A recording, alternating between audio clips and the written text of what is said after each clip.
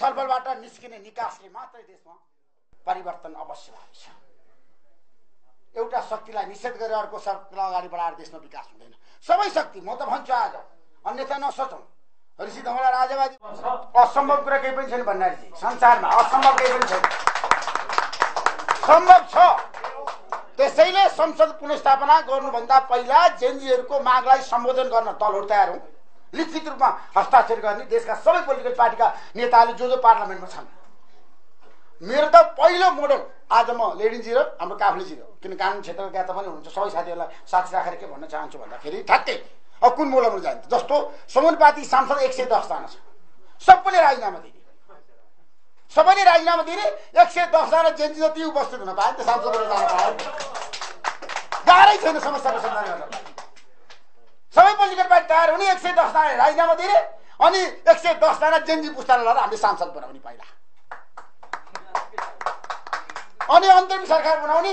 JNG पुस्ताको 12 जना मन्त्री राख्ने, दलहरूको बिचमा त विभिन्न विज्ञहरू राखेर सहमति गरेर अर्को 12 जना राख्ने, 25 जनाकै क्याबिनेट बनाउने। किन हामीले चाहिँ सहमति नखोज्ने? असम्भव छ। जेएनजीलाई दिने क्या देशको नेतृत्व, जेएनजीलाई नै दिने। त्यसपछि संविधान संशोधन गर्ने बस्ने हलो भन्ने जस्तो 18 महिनाभित्र सबै कुरा निकास दिने, अनि त्यसले चुनाव गराएर हाम्रो देशमा लोकतन्त्रलाई बलियो बनाउने, विधिको शासन कानुन राज्य स्थापित गर्ने, देश बलियो बनाउने। देश लोकतन्त्रको विकल्प त छैन, यहाँ सबै कोही पनि लोकतन्त्रको विपक्ष त छैन, दलको विकल्प पनि छैन, दलको विकल्प पनि छैन, लोकतन्त्र विकल्प पनि हाम्रो पुस्ता। त्यसैले असम्भव छैन, सम्भव छ भण्डारीजी। त्यसैले ल्याउन सकिन्छ। माओवादीलाई चाहिँ लिएर जाँदाखेरि लेनिन विष्ट पनि त सशस्त्र सङ्घर्ष गरेर द्वन्द्व गरेर आएको व्यक्ति हो नि त, बाल लडाकु नै हुने, एउटा इतिहासै रच्या मान्छे हो नि। त्यसैले गर्दा असम्भव छैन, सांसद बनाउन सकिन्छ जेएनजीलाई। तर जेएनजीलाई हामी सबैले कन्भिन्स गर्ने, राख्ने, मिटिङ गर्ने, सहमतिको यात्रामा अगाडि बढ्ने। बढ्यो अब अगाडि, आज बढ्यो। Thank you so much. धन्यवाद। जसले जहाँबाट जे गरे पनि देशलाई सहमतिको बाटोमा लिएर जानु छ। त्यो सहमतिको बाटोमा लिएर जानको लागि जेएनजीहरूको भावना, उनीहरूको चाहना र अहिलेको राजनीतिक नेतृत्वको असक्षमता छ। राजनीतिक नेतृत्वले असक्षमता देखाएकै हो, हामीले स्पष्ट रूपमा भन्नुपर्छ। किनभने जेएनजीहरू त्यसै सडकमा आएनन्। उनीहरूले राम्रो काम गर्थेको भए जेएनजी पुस्ता सडकमा आउने थिएन। त्यसैले राजनीतिक नेतृत्वले अझै पनि आफूलाई समय सापेक्ष बनाउन चाहँदैन, जेएनजीहरूको चाहना अनुसार, युवाहरूको चाहना अनुसार अगाडि बढ्न चाहँदैन भने उनीहरूलाई घाटा हुन्छ। त्यसैले लेनिनजीले एउटा सर्वपक्षीय सहमतिको केही सूत्रहरू अगाडि ल्याउनु भएको छ, संविधानका सूत्रहरू। त्यसले देशलाई निकास दिन्छ। यहाँ वरिष्ठ अधिवक्ता हुनुहुन्छ काफ्लेजी, सबै व्यक्तिहरू यहाँ हुनुहुन्छ।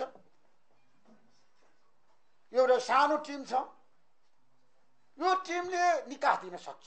मलाई चाहिँ विश्वास छ है। सुन्नु, संसारमा हरेक चुनौतीको बिचमा पनि समस्याको समाधान, हरेक द्वन्द्वको बिचमा पनि समस्याको समाधान, र विश्वमा ठुल्ठुला युद्धहरू हुँदा पनि समस्याको समाधान वार्ताका माध्यमहरू धेरै छन्। यो समितिले 3टा काम गर्छ। पहिला राजनीतिक नेतृत्वलाई दबाब दिन्छ, घचघचाउँछ, तिमीहरू जेएनजीको मागमा आऊ, अब जेएनजी पुस्ताको मागलाई सम्बोधन गर, जेएनजी पुस्ताहरूको चाहना अनुसार अगाडि बढ, र संसद पुनर्स्थापना आजको आवश्यकता हो कि होइन भन्ने बहस त सुरु भयो। तर म के भन्न चाहन्छु भन्दाखेरि जेएनजीहरूको बहुमत हुनु पर्यो। संसद पुनर्स्थापना गरौँ, तर जेएनजीहरूको त्यहाँ बहुमत हुनु पर्यो। जेएनजीहरूले चाहेको अनुसार संविधान संशोधन हुनु पर्यो। किन समन्वय समिति त एउटा चाहिन्छ। कसले चाहिँ यसको समन्वय गर्ने त? सबै जेएनजीहरूलाई एक बनाउनु पर्छ, सबै जेएनजीहरू एक हुनुपर्छ। काफ्लेजी, हामी सबैले दबाब दिनुपर्छ। रविजी, योगीजी, हामी सबै मिलेर जेएनजीहरूलाई दबाब दिएर जेएनजीहरूको बिचमा हामी वार्ता पनि गरौँ, बसौँ। जेएनजीका 20 वटा, 10 वटा, 5 वटा, 8 वटा, 12 वटा, 15 वटा जतिवटा टिम छ, समूह छ, सबलाई एक ठाउँ हामी राखौँ। ल, हामी राख्न सक्छौँ, हामी राख्छौँ। हामी जेएनजीलाई, नागरिक समाजलाई, सरकारलाई, देशका सबै पोलिटिकल पार्टीका नेताहरूलाई एक ठाउँ राख्छौँ। सर्वपक्षीय भेला आजको आवश्यकता हो देशमा, सर्वपक्षीय समस्याको समाधान हो।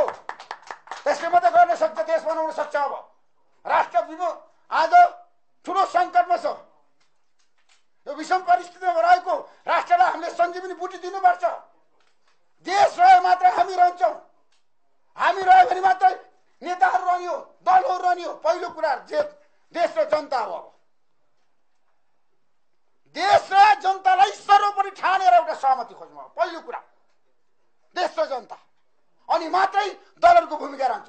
देशै सङ्कटमा छ, देशै समस्यामा छ, देशै अब कता अगाडि बढ्ने हो, अब के होला भन्ने मान्छेमा सन्तरास छ। लौन जनताहरू भन्न थालिसके देशमा दिगो शान्ति आजको आवश्यकता हो। त्यसैले जेएनजीहरूको जुन जनआन्दोलन भएको छ त्यो आन्दोलनले एउटा सन्देश दिएको छ विश्वव्यापी रूपमा।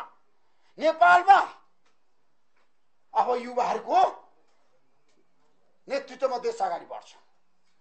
जोसुकै युवा हो, जोसुकै पार्टीको युवा हो, तर युवाहरूको विकल्प छैन। जेएनजीहरूको एजेन्डा भनेको भ्रष्टाचारलाई कारबाही हो, सुशासन हो, पारदर्शिता हो र देश विकास र समृद्धि र रोजगारी हो। लेनिनजी हामी सबैको चाहना हो। हाम्रो देशको आजको यो सङ्कटको समाधान तपाईँले जुन समन्वय समिति घोषणा गरेर एउटा पहल गरेर देशलाई विकास दिन्छु भन्ने काम सुरु गर्नुभएको छ। म तपाईँलाई बधाई दिन चाहन्छु, सफलताको शुभकामना दिन चाहन्छु। एउटा मान्छे चाहिन्छ देशमा सङ्कटको बेला, हामी सबै होइन सबै, मैले भने सबै, किनभने एउटा मान्छे चाहिन्छ। सुरुवातै गरेर गर्ने हो नि त, त्यसपछि सबै मान्छे आउँछ, सबै मान्छे आउँछ, सबैले साथ दिन्छ। होइन जेएनजीले आन्दोलन गर्दा को थियो? सबैले थियो नि त। हामी त सबै तपाईँलाई साथ दिने, हामी सबै मिलेर जाने हो, युवाहरू मिलेर जाने हो। युवाहरूले अब सहकार्य गर्ने हो, दबाब दिने हो, घचकच्याउने हो, मानेन भने विस्थापित पनि गर्ने हो, सकेसम्म समन्वय गर्ने हो। होइन भने हाम्रो एजेन्डामा, देशको एजेन्डामा, जनताको एजेन्डामा कोही अगाडि बढ्दैन भने घाटा कसै हुन्छ? जसले परिवर्तनलाई आत्मसात गर्दैन, परिवर्तनलाई स्वीकार्दैन, त्यसलाई घाटा हुन्छ। त्यसैले आजको एउटा निष्कर्ष साथीहरू, यो सुरुवात राम्रो भएको छ। हामी सबै सञ्चारकर्मीले पनि अब सर्वपक्ष भेलाहरू, सर्वपक्ष बैठकहरू, सर्वपक्ष छलफलहरू, सर्वपक्ष छलफलबाट निस्किने निकासले मात्रै देशमा परिवर्तन अवश्य हुन्छ। एउटा शक्तिलाई निषेध गरेर अर्को शक्तिलाई अगाडि बढाएर देशमा विकास हुँदैन। सबै शक्ति, म त भन्छु आज, अन्यथा नसोचौँ। ऋषि धवला राजावादी भयो भनेर भन्दा पनि मलाई आपत्ति छैन, अन्यथा नसोचौँ। किनभने गणतन्त्रको लागि, परिवर्तनको लागि, लोकतन्त्रको लागि लडेको पुस्ता हो यो पुस्ता भनेको। तर यदि राजावादी, राष्ट्रवादी सबैलाई ठाउँ राखेर हामीले सहमति खोज्यौँ, किन आत्तिने हामी? किन डराउँ? त्यसको आजको आवश्यकता हाम्रो सर्वपक्षको मूल उद्देश्य पनि पुराना नयाँ शक्ति सबैलाई राखौँ, अब सबैलाई राखौँ। सबैको बिचको एकता नै राष्ट्रिय सहमति निर्मिला भयो आजको दिनमा। त्यस्तो एउटा दूरदर्शी व्यक्ति चाहिएको छ। त्यसैले अब को मन्त्री बन्ने, को प्रधानमन्त्री बन्ने गौड हो। देश सङ्कटमा छ, मन्त्री प्रधानमन्त्री देश रहे, जनता रहे, जो पनि बन्न सक्छ। देशै सङ्कटमा भएको बेलामा मन्त्री र प्रधानमन्त्री पद ठुलो कुरा होइन है, ठुलो कुरा होइन। पद त्याग्ने मान्छे चाहिएको छ। हाम्रो यो पुस्ता, हामी यहाँ मञ्च बसेको पुस्ता पद त्याग्न तयार छ। हामीलाई पद चाहिएको छैन, हामीलाई निकास चाहिएको छ, विकास चाहिएको छ। भ्रष्टाचारलाई कारबाही भएको जनताले हेर्न चाहन्छ, देख्न चाहन्छ, त्यो देखाउन हामी तयार छौँ। त्यसैले यहाँ सबैलाई म भन्न चाहन्छु, संसार जगतका हस्तीहरूलाई जसले परिवर्तनलाई लडे, आमूल परिवर्तनलाई लडे, सबै संचार क्षेत्रका साथीहरू यहाँ हुनुहुन्छ। हरेक आन्दोलनमा, हरेक क्षेत्रमा पत्रकारहरूको महत्त्वपूर्ण भूमिका छ। त्यसैले हामीले एउटा दबाब दिउँ। म आजबाटै दबाब दिनेछु। मैले अस्तिदेखि नै भन्न थालेको छु, सर्वपक्षीय भेला गरौँ, सबै शक्तिलाई एक ठाउँ राखौँ। नागरिक समाज, जेएनजी, दल, राष्ट्रवादी, राजावादी सबै मिलेर जाउँ त। देशमा असम्भव केही पनि छैन। देश बन्छ 10 वर्षमा। यो देश विकास, आर्थिक क्रान्ति सुरुवात गरौँ न। देश बनाऊ, अब रोजगारी दिउँ, सबै युवालाई खुसी राखौँ। अब युवाहरूमा निराशा छ। म जनकपुर पुगेर आएँ, एकजना मसँगै हुनुभएको मित्र पनि यहाँ हुनुहुन्छ। उहाँले बाहिर आउन चाहनुहुन्न, राम्रो काम गरिरहनु भएको छ। तर म के भन्छु भन्दाखेरि युवाहरूमा ठुलो पीडा छ। के हुने हो, कसो हुने हो? जेएनजी आन्दोलन भयो, त्यसको एजेन्डा संस्थागत भएको छैन। आन्दोलन संस्थागत भएको छैन, कहीँ हस्ताक्षर भएको छैन, कहीँ सहमति पत्रमा हस्ताक्षर भएको छैन। त्यत्रो वार्ता भयो, राष्ट्रपति, प्रधानमन्त्री, सेनापति जेनजी बसेर तर लिखित दस्तावेजै छैन। तर आज रेन्जी मिस्टर लगायत हाम्रो टिमले लिखित प्रस्ताव त ल्यायो नि त एउटा सञ्जीवनी बुटी देशको लागि सम्झौता। यसमा तलमाथि हुन्छ, छाँटकाट हुन्छ, पहिला बसौँ न टेबलमा, यो सबै कुरा चाहिँ मान्नुपर्छ भन्ने छैन नि, स्वीकार एउटा छलफलको माध्यम पर्यो। त्यसैले हामी सबै गम्भीर बनाऊ, देश बनाऊ। देश बनाउने बेलामा, देश सङ्कटमा भएको बेलामा मान्छेले हृदय एकदम ठुलो बनाउनुपर्छ, फराकिलो बनाउनुपर्छ। सबैलाई समेट्ने गरी हामी जान तयार छौँ। हामी सबैको भावना समेट्ने गरी एउटा साझा सङ्कल्पका साथ, दृष्टिकोणका साथ, विचारका साथ सबैको भावना समेटेर यो देशको समग्र अहिलेको सङ्कटको समाधानको माध्यम भनेको संवाद हो, सहमति हो, सर्वोच्च भेला हो। यति भन्दै पत्रकार साथीहरूलाई धेरै नै सम्मान गर्दै, किन तपाईँहरूको हातमा अब एउटा यो देशको अहिलेको सङ्कटको समाधान गर्ने महत्त्वपूर्ण भूमिका चाहिँ साथीहरू तपाईँहरू हो। यो जेनजी आन्दोलनलाई त साँच्चै भने सोसल मिडियाले नै अगाडि बढाएको, त्यो कुरा हामीले भन्नै पर्छ, किनभने त्यो लुकेको छैन, छिपेको छैन। जेनजी तपाईँले साथ नदिएको भए जेनजी आन्दोलन पनि सफल हुन्थेन। सोसल मिडियाको महत्त्वपूर्ण भूमिका छ अहिलेको यो यसलाई पनि अगाडि बढाउनको लागि। यो समन्वय समिति त गठन गरिएको छ, यसलाई कस्तो किसिमले अगाडि बढाउने तपाईँहरूको हामी सल्लाह लिन्छौँ, सुझाव लिन्छौँ, तपाईँहरूसँग अन्तर्क्रिया गर्छौँ।